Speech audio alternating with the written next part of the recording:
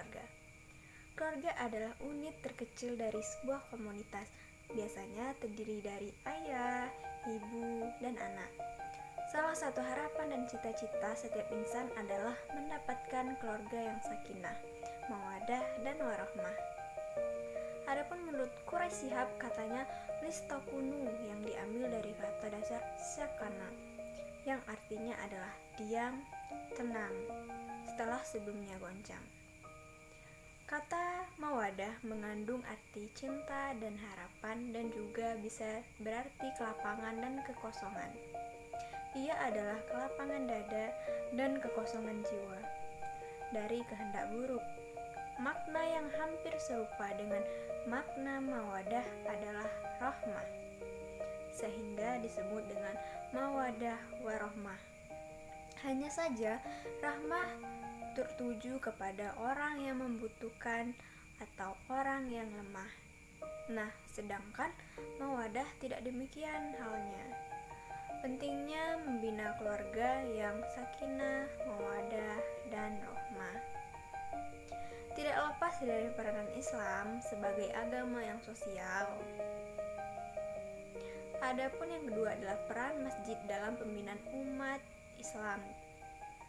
Seperti pada barat, seperti Wangstol, sudah terdapat gagasan tentang fungsi masjid sebagai pusat peradaban yang disebut dengan Islamic Center. Mungkin kan sudah kenal masjid sebagai rumah Allah Subhanahu wa Ta'ala yang memiliki roh kemuliaan, semestinya memiliki peran yang semakin luas dan bermanfaat bagi umat. Di samping peran umatnya sebagai sarana ibadah dan pusat syar'i bagi umat Islam, masjid dijadikan sebagai tempat sholat, mengisi pengajian, tadarus Al-Quran, dan lain sebagainya, yang biasanya sering kita sebut dengan istilah menghidupkan atau memakmurkan masjid.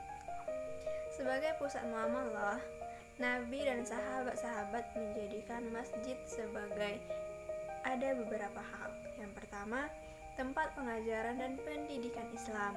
Yang kedua, tempat perpustakaan sebagai himpunan khazanah ilmu pengetahuan. Yang ketiga, tempat peradilan. Dan yang keempat, ketika perang, tempat markas tentara dan tempat merawat prajurit-prajurit yang luka. Pernah Nabi Muhammad membenarkan pawai pasukan tentara di lapangan tengah-tengah bangunan masjid. Yang kelima, sahabat dalam membela Nabi terhadap musuh-musuhnya, membacakan deklamasi masjid. Yang keenam, tempat bermalam bagi musyafir, tempat siding badan penasihat khalifah. Kedelapan, musyawarah segala sesuatu mengenai masyarakat Islam. 9. Pemilihan khalifah. Ke-10, tempat pengumuman dan pernyataan untuk masyarakat. Ada istilah masjid dan etos, yaitu membaca salah satu fungsi masjid yang paling utama adalah sebagai tempat pembelajaran ilmu-ilmu agama. Bagi umat Islam sendiri, belajar adalah kewajiban. Kitab suci Islam disebut dengan Al-Quran, yang berarti bacaan, dan kalimat perintah Allah yang pertama kali kepada Nabi Muhammad SAW adalah Iqra, yang artinya bacalah, sebagai sebuah perintah untuk membaca. Ada juga istilah masjid dan kepedulian sosial sebagai tempat sujud yang merupakan asal perkataan Arab masjid. Maka sholat adalah inti kegiatan dalam masjid. Tetapi supaya kegiatan sholat itu benar-benar merupakan penegakan sholat atau ikamil al-sholah dan tidak semata-mata formalitas lahirnya saja, maka perlu ditanamkan kepada jamaah makna sholat itu sendiri bagaimana. Selanjutnya, ukhuwah Islamiyah. Kata ukhuwah berarti persaudaraan. Maksudnya perasaan simpati dan empati antara dua atau orang lebih. Quraisy Shihab menyebutkan klasifikasi dan tingkat ukhuwah atau persaudaraan itu kepada beberapa macam. Yang pertama, ukhuwah Islamiyah, yakni persaudaraan berlaku sesama umat Islam.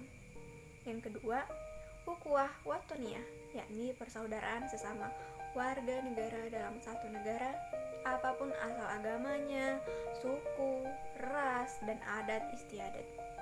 Yang ketiga, ukhuwah bersyariah atau isyaniyah, yakni persaudaraan yang berlaku bagi semua umat manusia secara universal, tanpa membedakan lingkungan, negara, agama, suku, dan aspek-aspek kekhususan lainnya. Yang keempat, ukhuwah uluhiyah, persaudaraan sesama makhluk Tuhan. Ini dimaksudkan bahwa manusia tidak hanya harus menjaga ikatan sebagai sesama umat Islam, sesama warga negara, sesama umat Islam, tetapi juga harus meletakkan kerangka persaudaraan tersebut dengan sesama makhluk Tuhan. Selanjutnya itu ada kebersamaan dalam perbedaan-perbedaan dan pluralitas, yaitu merupakan keniscayaan dan sunatullah di muka bumi ini. Tidak bisa dipungkiri bahwa dalam banyak aspek manusia di muka bumi ini, seperti adat, bahasa, budaya, suku, dan agama. Di Indonesia, yang diakui oleh negara sebanyak ada 6 agama yang memunculkan dampak-dampak yang dapat terbentuknya akan positif seperti terjalinnya hubungan kerjasama. Yang pertama, apabila kemajemukan agama tersebut dapat disikapi secara benar dan positif, dan negatif seperti pertentangan dan perumusan, ketegangan yang timbul dalam hubungan interumat beragama antara umat beragama yang lain beragama dengan pemerintah disebabkan oleh yang pertama, sifat dari masing-masing agama yang mengandung dakwah dan misi. Yang kedua, kurangnya pengetahuan para pemeluk agama akan agama sendiri dan agama yang lain. Ketiga, para pemeluk agama tidak mampu menahan diri sehingga kurang menghormati bahkan merendahkan agama yang lainnya. Keempat, kaburnya batas antara sikap memegang teguh keyakinan agama dan toleransi dalam kehidupan bermasyarakat. Kelima, kecurigaan masing-masing akan kejujuran pihak lain, baik intern umat beragama, antar umat beragama, dan antar umat beragama dengan pemerintah. Keenam, kurangnya saling pengertian dalam menghadapi masalah perbedaan pendapat. Tentu sudah banyak kita lihat bagaimana perbedaan agama yang terlihat di masa kita sekarang membeda-bedakan agama kita dengan agama yang lainnya. Di situ kurangnya toleransi umat beragama. Demikianlah penjelasan saya tentang Islam dan peran rata sosial.